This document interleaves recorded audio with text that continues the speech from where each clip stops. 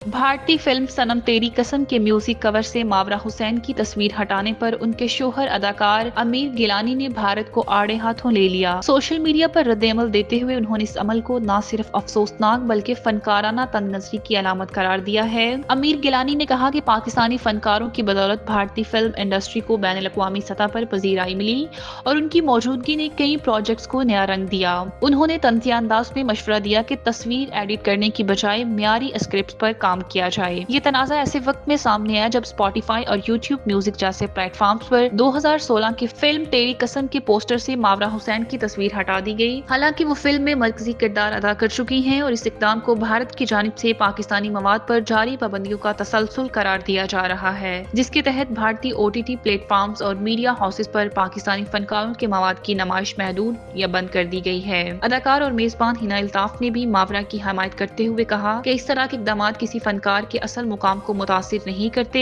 ये वाकया पाक भारत सकाफती ताल्लुकात में जारी कशीदगी और पाकिस्तानी फनकारों को दरपेश चैलेंजेस का ताज़ा सबूत है, जिसमें शोबिज़ इंडस्ट्री के हलकों में तशवीश का इजहार किया जा रहा है।